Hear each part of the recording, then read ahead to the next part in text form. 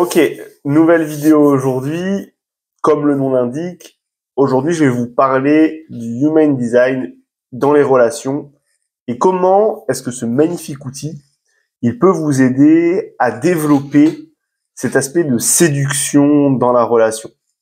La séduction, on en avait discuté dans la vidéo précédente, ce n'est pas que faire plaisir à l'autre ou montrer son meilleur aspect constamment et montrer une facette.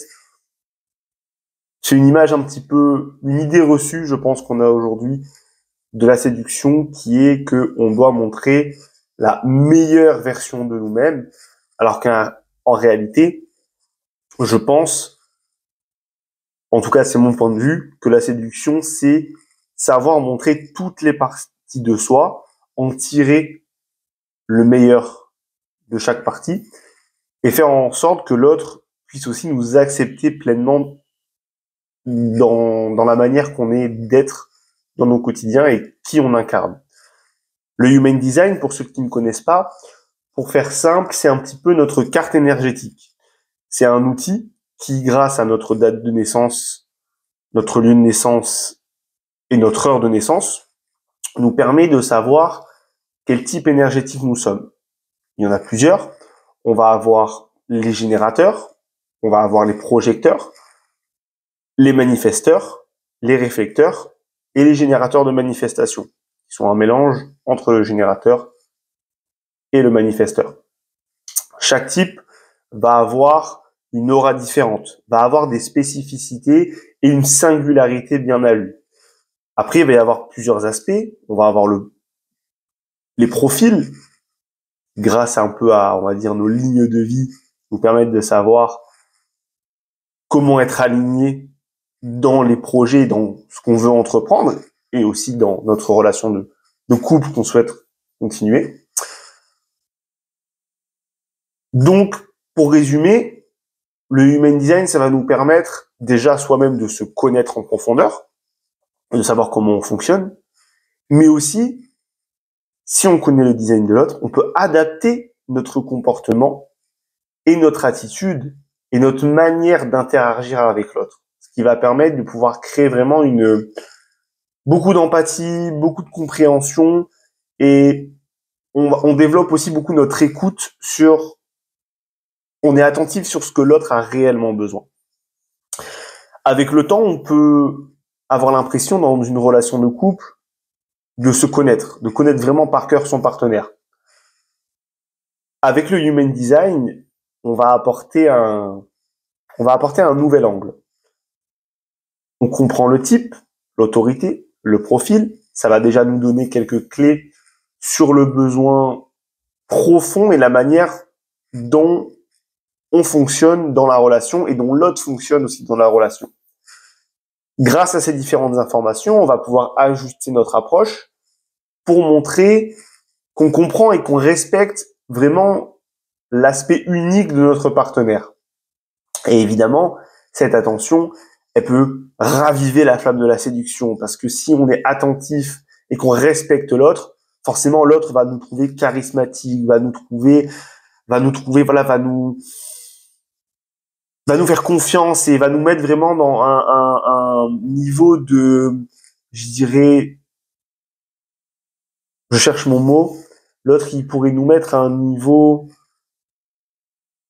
je vais regarder le mot de confiance, mais il va avoir un niveau de confiance en nous où il va se dire, je sais que cette personne elle me respecte, je sais que cette personne elle sait dont j'ai besoin, donc je peux être pleinement présent avec elle.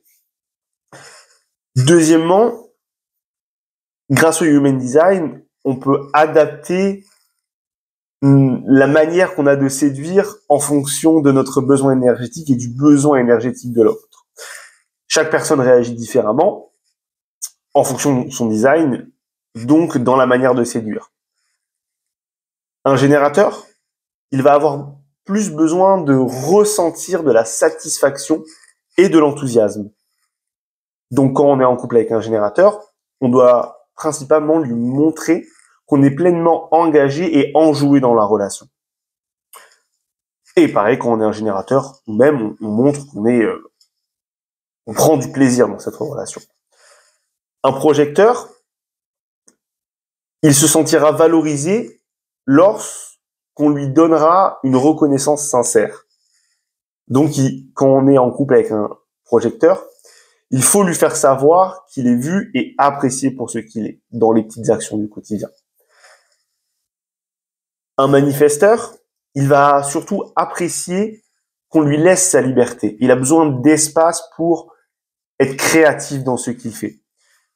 Il faut qu'il puisse initier et mener ses projets à bien, vraiment tout en respectant son espace. Il a besoin de moments seuls. Le réflecteur, lui, il sera réduit par son authenticité et à la manière dont on va créer un environnement harmonieux et sûr. Pourquoi? Parce qu'un réflecteur, un réflecteur, sa manière de fonctionner, c'est qu'il va refléter le monde autour de lui. Donc, quand on est en couple avec un réflecteur, l'important est de créer un environnement qui lui permette lui-même de refléter la positivité et l'harmonie dans cet environnement. Et enfin, le Manigène, le type que je suis, un Manigène, lui, il va avoir besoin, je dirais pas de validation, mais qu'on reconnaisse. Il y a un besoin à la fois de reconnaissance et d'espace. Un Manigène, il a besoin qu'on reconnaisse le travail qu'il effectue. Donc, qu'on le félicite, qu'on dise, oui, c'est bien ce que tu fais. Voilà, quand il partage ce qu'il est en train d'entreprendre, qu'on lui apporte, pas notre validation, mais qu'on lui montre qu'on est à l'écoute de ce qu'il fait et qu'il est compris et qu'on lui fait confiance et qu'il peut faire ce qu'il veut. Et à côté, qu'on est enthousiasmé pour lui des projets qu'il est en train d'entreprendre. Et à partir de là, Manigène, il va se sentir écouté, reconnu. C'est un mélange de Manigène, donc c'est assez subtil, mais c'est subtil, mais en même temps c'est simple. Écouter, reconnu, et en même temps enjouer des projets qu'il peut entreprendre. Donc vous voyez la manière qu'on va avoir en fonction de chaque type, ça va nous permettre d'adapter. On va adapter notre manière de séduire selon le design, ce qui montre non seulement notre attention envers l'autre, mais aussi l'effort pour maintenir l'étincelle dans le couple. Et c'est ça qui manque aujourd'hui à beaucoup de personnes, c'est ce petit truc dans le quotidien qui est assez subtil, mais qui permet de montrer à l'autre qu'on est pleinement présent avec lui, qu'on respecte ses besoins d'une manière générale, et qu'on va faire des petites actions qui vont nous permettre de lui valoriser et d'entretenir son énergie. Parce que si on sent que la personne se désaligne par rapport à son design, voilà, je suis un homme, je connais le human design de ma compagne et je vois que la personne avec qui je suis se désaligne de son design, on va pouvoir lui poser des questions. On va pouvoir voir un petit peu comment est-ce qu'on peut l'aider à remettre en question ce qu'elle fait aujourd'hui, lui faire pas comprendre, mais lui faire prendre conscience que elle n'est pas dans sa pleine puissance et que l'énergie qu'elle utilise là de cette manière, ce n'est peut-être pas la bonne pour elle et c'est pour ça qu'elle est frustrée, c'est pour ça qu'elle est en colère, c'est pour ça qu'elle fait peut-être de la dépression. C'est avec tous ces petits détails qu'on peut permettre d'entretenir la relation et c'est là que l'aspect séduction rentre en compte. Juste en ayant cette base, on peut devenir un séducteur dans notre quotidien, dans notre relation, qu'on soit un homme ou qu'on soit une femme. On abordera d'autres points là dans la prochaine vidéo. On va aborder comment renforcer la communication émotionnelle et comment raviver la complicité grâce à l'alignement mutuel. Des sujets qu'on va aborder au fur et à mesure. Évidemment, si vous avez des questions sur qu'est-ce que le human design, comment ça fonctionne plus en détail, par rapport à ce que je viens de dire dans la vidéo, n'hésitez pas à laisser un commentaire.